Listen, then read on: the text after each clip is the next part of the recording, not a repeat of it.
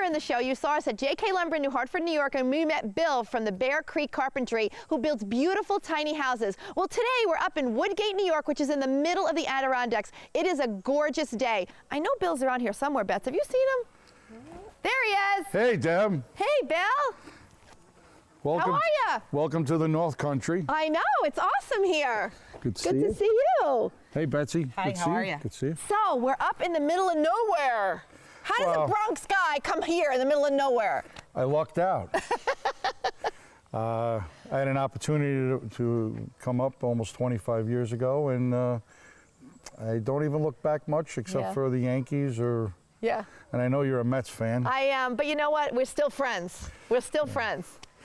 So let's talk about the tiny houses. Now, I'm so excited to be here today. You've got several that are in progress. So this is what happens. You're not only building one at a time, you're building multiple houses. If you become good at something, then you get calls from a lot of people. And we happen to have a glut right now of 5, 6, or 7. 2 just went out. 1 went to Oregon. We have different stages of finish and different stages of build. Well, we're inside the workshop now, and I want to talk about the stages. Again, you know, something that's really important to us is workflow. How does this all transpire? Do we go from a dream and then a tiny house? Yeah, but there's a lot of steps in between. So it looks like, Bill, it starts with the client comes in and you get some specs together.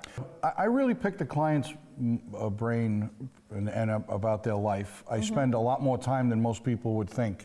I find out what their life is like, where they want to go with their tiny house, how many people are going to be in it, and what environment it's going to be in.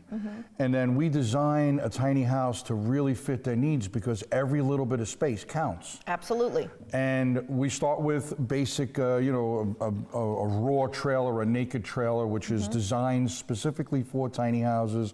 And then it goes to the next stage where we frame and insulate, install the drains. I don't know if you could see the drain tubes sticking up. Oh, yeah. And we put downspouts for the shower and a downspout for a possible toilet.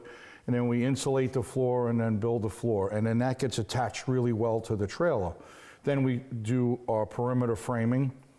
And we kind of take our time to do the perimeter framing, because we don't want to have to be in the tiny house, a little guy like me, you know, fitting in a tiny house with a big drill to drill the holes.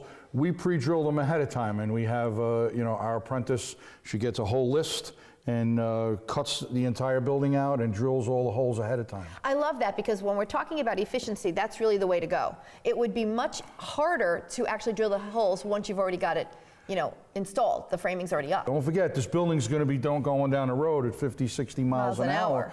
We don't want, even if the nail is cut by the drill, we don't want electrical wire or plumbing tube rubbing against the inside of that hole.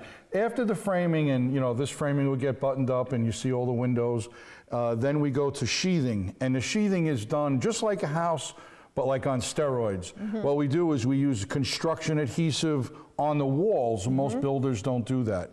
We also put on special steel banding, which if you look inside, there's long pieces of steel that actually help with the wind shear and shear loads that are against the vehicle. In that open stage, we do the electrical and the plumbing, and we get it all prepped for spray foam. Then we test everything. We even test it ahead of time, but we make sure before and after tests for air pressure in the tubes. Because everything outside the walls we can fix, but if it's inside the walls and it breaks, we're in trouble. Right. So the walls are typically closed in our Adirondack-style buildings with wood.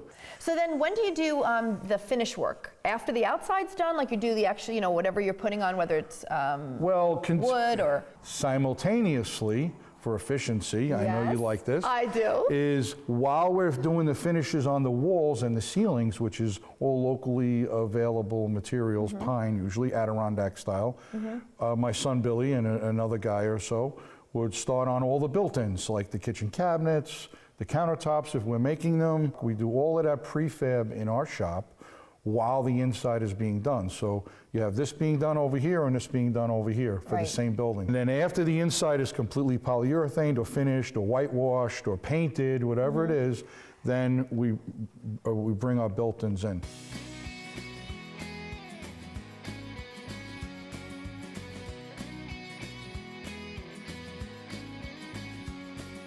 Follow us on Twitter at Deborah J. Cabral.